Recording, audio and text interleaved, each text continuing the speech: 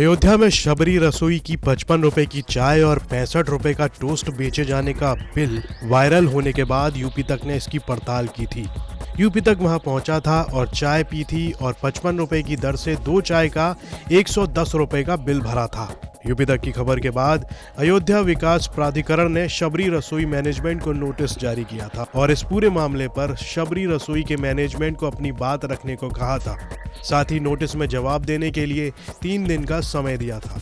अयोध्या में विरोध इस बात का नहीं था कि चाय के दाम 55 रुपए लिए जा रहे हैं। विरोध इस बात का था कि शबरी को सेवा और त्याग के रूप में पहचाना जाता है, लिहाजा शबरी रसोई के नाम पर 55 रुपए की चाय और 65 रुपए का टोस्ट बेचे जाने पर कड़े विरोध के स्वर अयोध्या में उभरे और लोगों ने आरोप लगाया कि शबरी रसोई का प्रबंधन अयोध्या की छवि को खराब करने की कोशिश कर रहा है। सुनिए अयोध्या के लोग शबरी रसोई को लेकर क्या कहते हैं। सबरी होटल सबसे पहले तो मुक्त होना चाहिए, उसमें जो है पैसा लिया नहीं जाना चाहिए। वो भगवान के ही नाम से ही बना गया है, लेकिन सबरी होटल के नाम से जिस तरह से चाय का 55 रुपए लिया जा रहा है, ये बहुत निंदनीय है। इस तरह का कार्य नहीं होना चाहिए। अयोध्या भगवान राम का प्राण प्रतिष्ठा इस तरह से भव्य हुआ है। करोड़ों श्रद्धालु अयोध्या में मुक्त चाय, मुक्त भोजन और राम जन्मभूमि तीर्थ क्षेत्र ने मुक्त किया गया है। हजारों जगह भोजन नालय बना हुआ है और चाय, भोजन, नाश्ता मुक्त किया जा रहा है। ये सबरी होटल ने जो 55 रुपए का चाय दे रहा है, ये निंदनीय है। इस व्यक्ति पर कार्रवाई होना चाहिए, कठोर कार्रवाई होना चाहिए। तो किसी ने कहा शबरी का नाम रखकर 55 रुपए की चाय बेचना सही नहीं है। रामायण में, वाल्मीकि रामायण में सबरी का त्याग दिखाया गया है और जिस तरीके से अयोध्या में कहा गया है कि यहाँ के लोगों का आतिथ्य किया जाए, जो है उनका सत्कार किया जाए, और ये चाय के नाम पर 55 रुपया ले लेना, देखिए पैसा हर आदमी का जो है वो निजी अधिकार होता है कि आदमी व्यवसाय कर रहा है तो कितना पैसा लेता है वो उसके अधिकार पर डिपेंड करता है।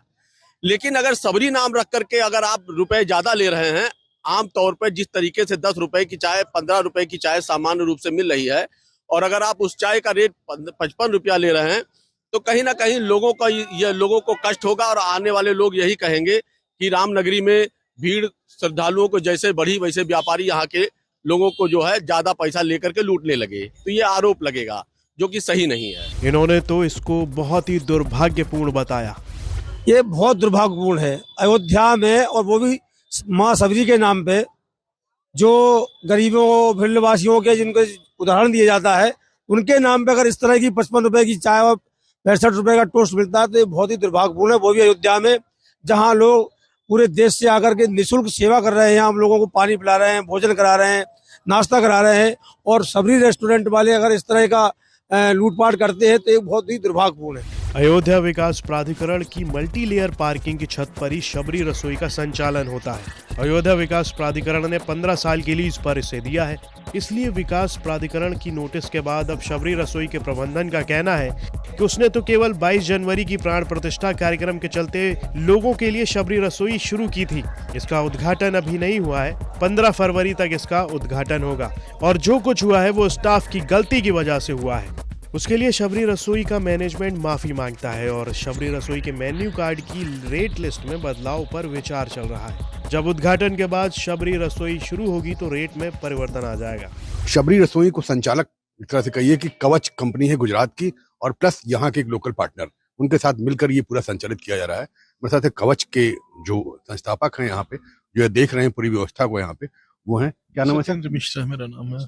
तो सर ये बताइए कि क्या प्लान है और ये किस तरह से चीजें हुई? क्या ये 55 रुपए की चाय, और वो जो हम भी आए थे तो ऐसे ही दिखा था जी? एक्चुअली क्या हुआ, 22 तारीख को राम मंदिर की प्राण प्रतिष्ठा थी और शुरुआती दौर था, तो उसकी टेस्टिंग ही चल रही थी, और उसी में क्या हुआ ना, मेन्यू, अब वर्कर काम कर रहे हैं, उन्होंने अपने काम करने के दौरान ही क्या गलती की, जो भी किया वो बिल निकाल के दे दिया। अब बिल उसमें पहले से फीड था, वो निकल आया, अब उसी की गलती थी, वैसा था, तो इस वजह से वो आगे चल गया और उस चीज को फिर आगे तूल दे दी गई। हालांकि अभी जो हमारा मेन्यू है वो अंडर डिस्कशन में, जब ये सारी चीजें हुई तो मैनेजमेंट ने भी इसमें संज्ञान लिया और वो अंदर चर्चा का विषय है कि हम इसमें कहाँ पे सुधार किए जा सकते हैं, किन चीजों में। तो अभी वो अंडर द डिस्कशन ही है और अभी पूर्ण रूप से संचालित भी नहीं हुआ है। ये हमारा जो संचालन होगा 14 या 15 फरवरी के लगभग ही होगा हमारा संचालन इसका। नोटिस दी है ईडी ने, उसमें क्या कहा उसने? एडीए ने जो नोटिस दी उसमें यही लिखा गया है, जो आप सबके सामने ही वो हमको भी वायरल पे उसमें पता चला उन सारी चीजों का, और हमारी कंपनी को जो मैनेजमेंट उनको आया था, तो उसमें वही लिखा कि आपकी छवि धूमिल करने की जो बात उसमें की गई है, तो उनका भी कहना सही है, और भक्तों को कोई परेशानी न हो तो उसके लिए हमारी तरफ से भी जवाब दिया गया है अयोध्या विकास प्राधिकरण को, और उस पर चर्चा भी अंदर की जा रही है कहाँ पे हम कौन सी चीजों को सही कर सकते हैं। विकास प्राधिकरण को जो जवाब दिया है उसमें क्या कहा है आपने?